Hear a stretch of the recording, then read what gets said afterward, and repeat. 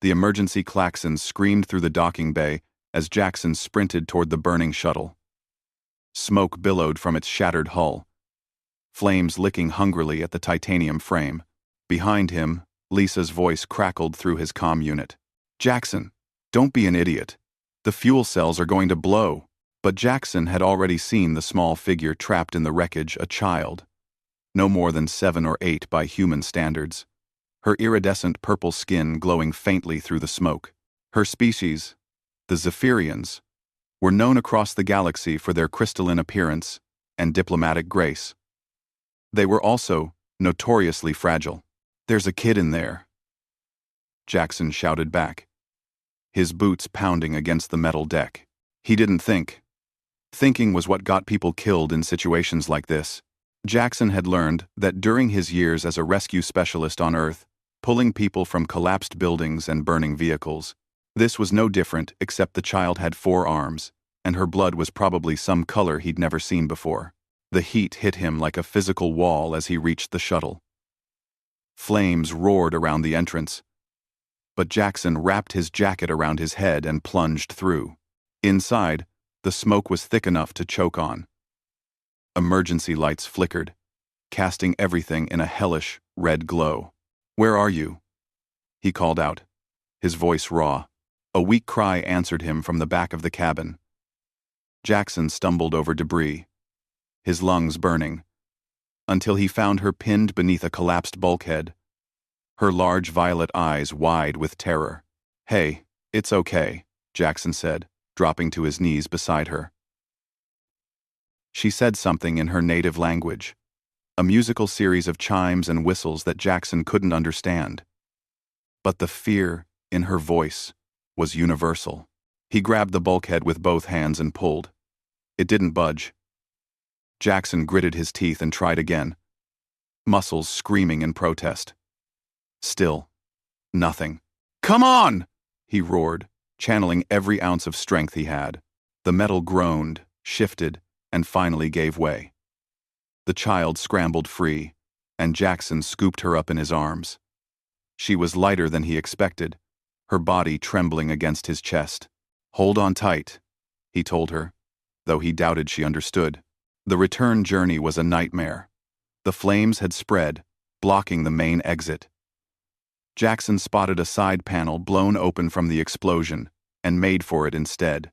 He squeezed through the gap, feeling metal tear at his jacket and skin, and then they were out stumbling into the docking bay as the shuttle's fuel cells detonated behind them. The blast threw them forward. Jackson twisted midair, taking the impact on his back as they hit the deck. Pain exploded through his body. And then, everything went black. When Jackson woke, he wasn't in the station's medical bay. He was lying on something impossibly soft, surrounded by walls that seemed to be made of living crystal. Sunlight or something like it streamed through transparent surfaces, casting rainbow patterns across the room. "Where?" he began, then stopped as Lisa appeared in his field of vision. "Welcome back, hero," she said. But there was something odd in her expression, a mixture of amusement and disbelief. "What happened?" "The kid, is she okay?" "The kid is fine. More than fine, actually." Lisa sat down beside his bed. "Jackson, do you have any idea who you saved?"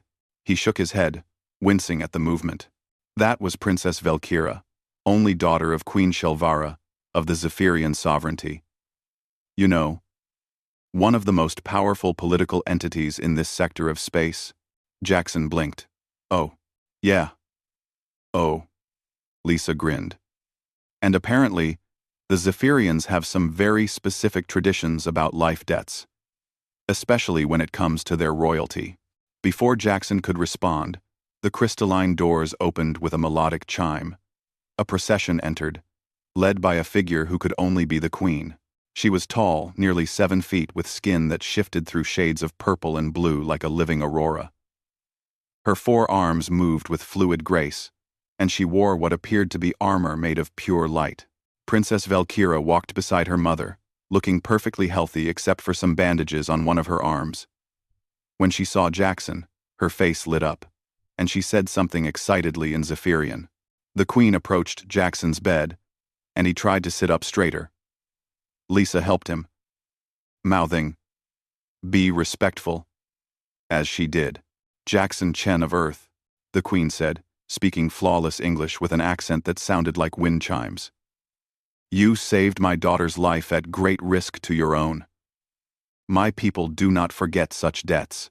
"I just did what anyone would do, Your Majesty," Jackson said, feeling distinctly uncomfortable with all the formal attention. "No," the Queen said firmly. "You did what few would dare. The shuttle was seconds from complete destruction. My own guards hesitated. You did not." She gestured, and one of her attendants brought forward a box made of the same living crystal that surrounded them. The Queen opened it, revealing something that looked like a metal, but it pulsed with internal light, as if alive. "In recognition of your bravery, I bestow upon you the Star of Velshara, the highest honor my people can grant to an outsider. You are hereby recognized as a Knight Protector of the Zephyrian sovereignty, with all rights, privileges, and responsibilities that entails." Jackson stared at the medal. What?" Lisa was grinning ear to ear now. "Congratulations, Sir Jackson." The Queen placed the medal against his chest, and it adhered to his shirt, its light pulsing in rhythm with his heartbeat. "You have given me back my daughter. In return, you have my people's eternal gratitude and our protection. Should you ever need aid, any Zephyrian in the galaxy is bound to assist you." Princess Velkira stepped forward and said something in Zephyrian. The Queen translated, "She says you are very brave, and she wants to know if all humans are willing to run into fire to save others." Jackson looked at the little girl, the princess he'd pulled from a burning shuttle without a second thought, and smiled despite the pain in his ribs. "Only the crazy ones," he said. The Queen's laugh sounded like crystal bells. "Then perhaps humanity is exactly the ally we need." As the formal ceremony concluded, and the Zephyrian delegation finally left him to rest, Lisa settled back into her chair beside his bed. "So, how does it feel to be a knight?" she asked. Jackson looked down at the medal, still glowing against his chest, then at the bandages covering his burns. "Honestly, I just hope the station cafeteria has decent food. I'm starving." Lisa laughed. "Still the same, Jackson. Save a princess, get knighted by an alien queen, and all you can think about is food." "Priorities," Jackson said with a grin. But as he lay back against the pillows, he couldn't help feeling that maybe, just maybe, running into that burning shuttle had changed more than just one little girl's fate. It might have changed the fate of his entire species.